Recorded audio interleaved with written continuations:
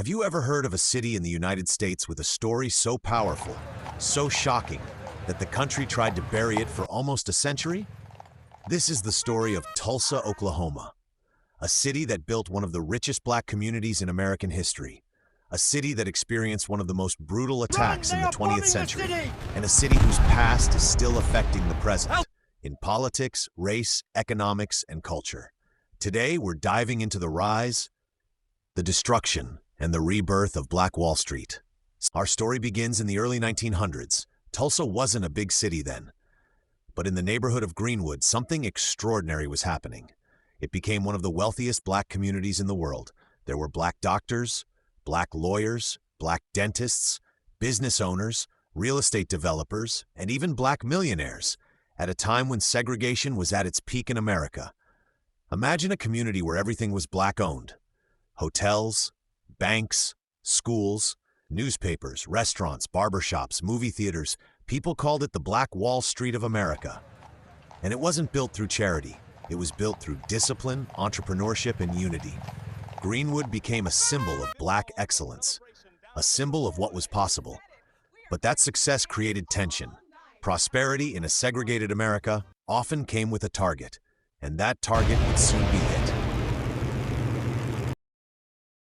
On May 30th, 1921, a black teenager named Dick Rowland entered an elevator. A white elevator operator, Sarah Page, screamed.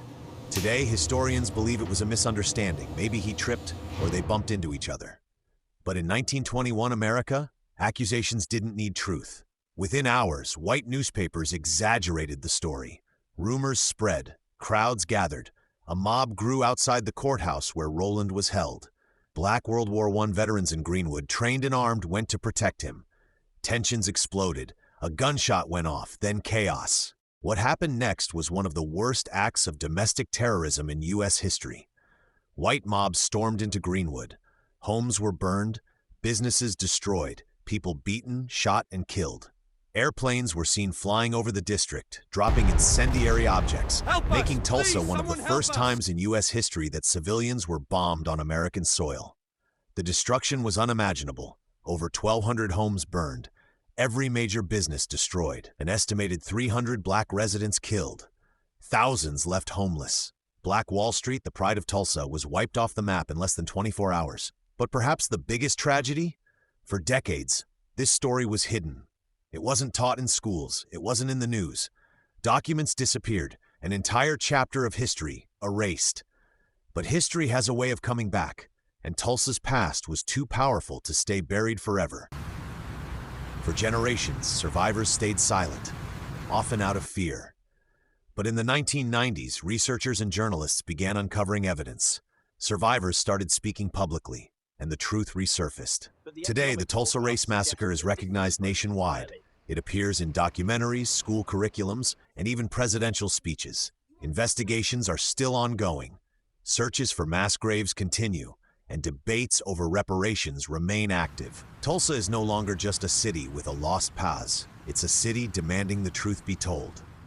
Despite all the tragedy, Tulsa's Greenwood District is rising again. New black-owned businesses are opening. Memorials and museums preserve the history. Young entrepreneurs are rebuilding what was destroyed. The story of Tulsa is not just a story of destruction. It's a story of resilience, a reminder that communities can rise even after the most devastating setbacks. And it forces America to confront a truth. History doesn't disappear just because people refuse to talk about it. Tulsa's story is still shaping conversations about justice, race, and economic inequality today. Black Wall Street wasn't just a place.